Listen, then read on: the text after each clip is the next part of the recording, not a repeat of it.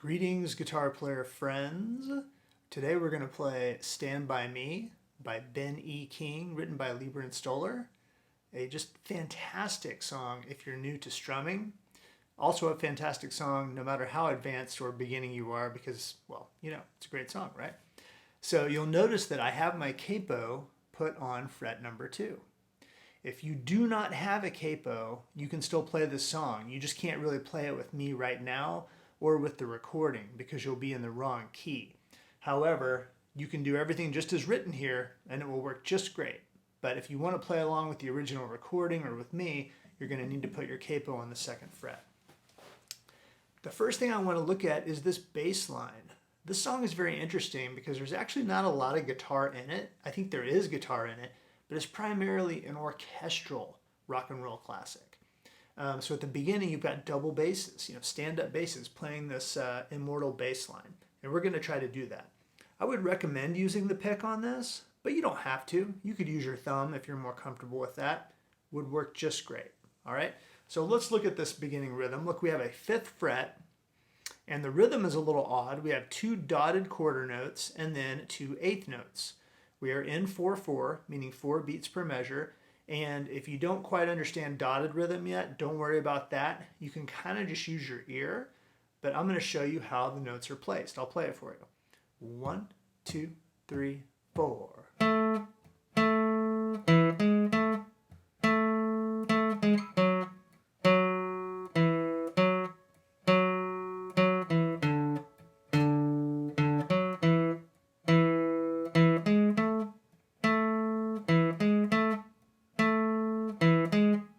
And then it would just straight up go into a repeat. So you can see that I am placing the first note in that measure on beat 1, bum, and then the second note occurs right after beat 2. We call that playing on the and of 2 or the te of 2. Bum, bum, bum, bum, bum, bum, bum, bum. The way to do that is to really feel beat 2 strongly and then play after it, sort of like this. Ready, play.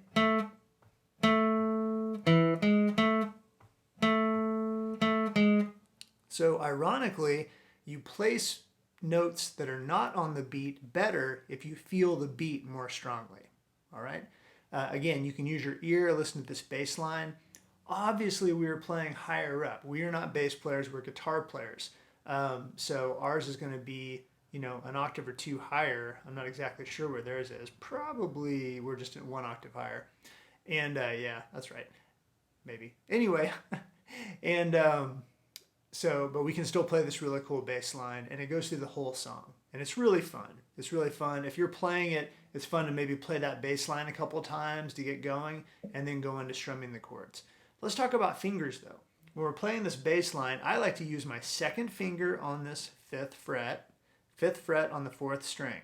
If you accidentally hit your open 3rd string, you may notice, oh, that's actually the same note, isn't it? So why are we playing it here instead of just playing our open 3rd string? Wouldn't that be easier? Well, no.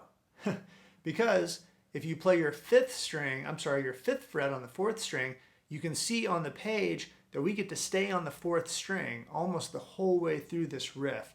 And that's easier than changing strings. It also gives you a little more control over your sound. For instance, I can play. How am I making that first note so punctuated or staccato, as we may say in music?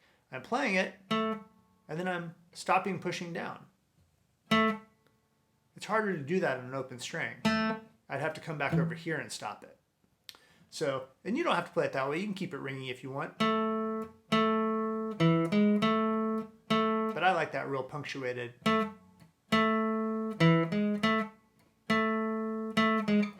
Really fun. So I play the entire riff with just my 1st and 2nd fingers. I start here, and then when it goes 5, 4, I move my 1st finger back to the 2nd fret, there in measure number 3. I stay there. Look, measure number 3 is the only measure that has a slightly different rhythm. It's not hard, it's just a little bit different. We just play a single note at the end of that measure instead of the 2/8 notes like in all the other measures. Then I use the same relationship to go down to the 5th string. So again, I'm kind of in the same position I was earlier, and we do go down to the 5th string just briefly in the 5th measure, don't we? And then I shift right back up in the 6th measure. So again, you can kind of look at how I played it earlier. I'm just sort of moving my 2 fingers around like this. Very fun to play, and again, you could certainly do it with your thumb if you prefer that. Just a little different sound. So whatever you like better. Now let's turn our attention to the chords. We're playing, what I have written in here is our position, right? We're playing a G position, an E minor position, a C, and a D7. Why am I calling them positions? Because we're not actually hearing a G chord here, because we're capoed up 2 frets. So the song is actually in the key of A. But instead of playing it in A back here, we are capoing it higher and playing it in G. Don't worry about it if that doesn't make perfect sense. It'll sound right with the recording. I just think it works better this way. So let me play it through. I'm going to use strum pattern number 4. If you remember that, hopefully you do. You might want to review our strum patterns from the beginning section if you need to. And I'm just going to play it through once for you, okay? 1, 2, ready, play.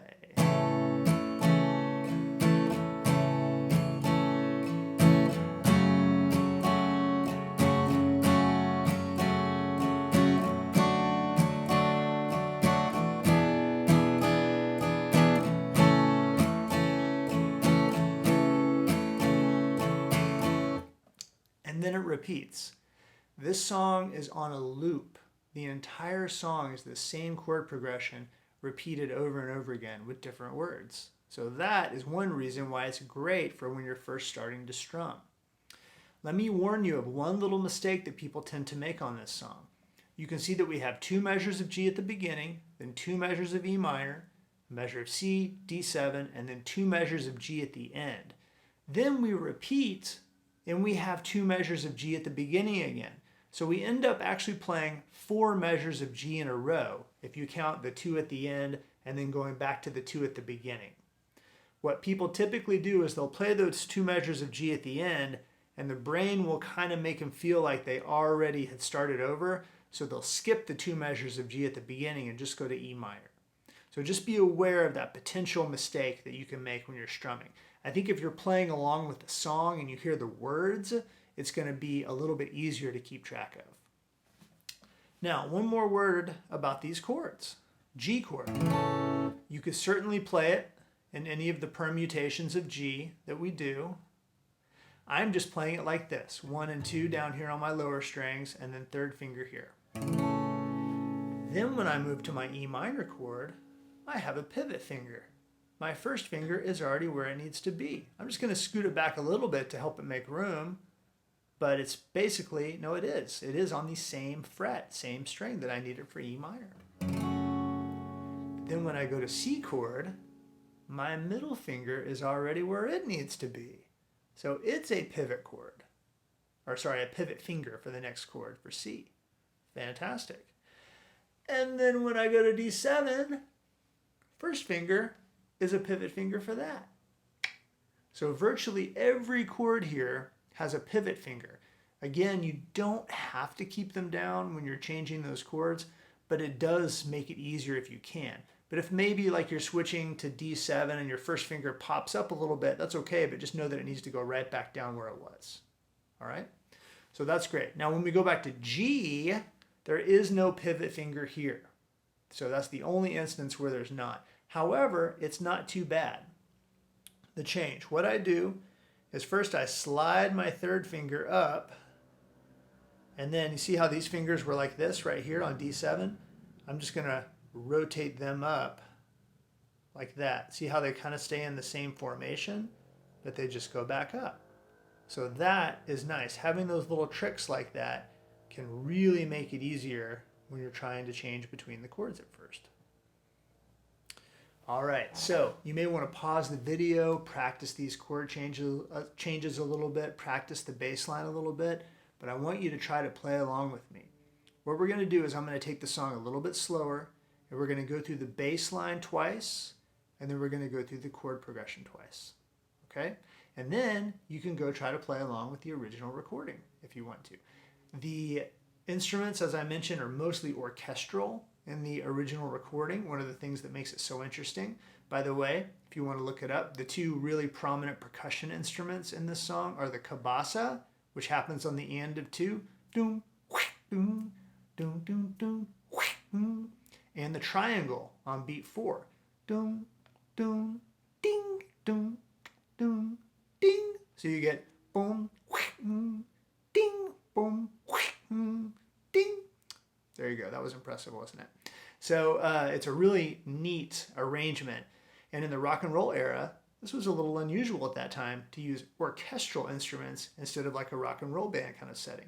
A very famous violin solo section in the middle. Super great stuff. Very influential to a next generation of rock and roll artists like Carole King, the Beatles, etc. So let's go through it. Bass line twice, chords twice, under tempo. 1, 2, ready, play.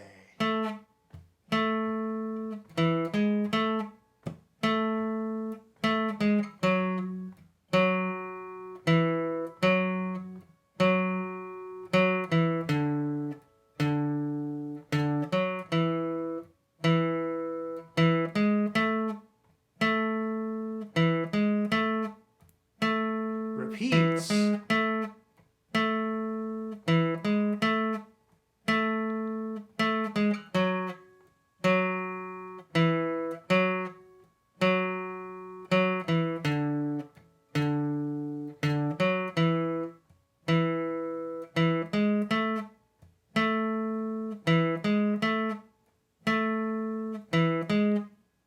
Quick break, switch to chords. 1, 2, ready, play.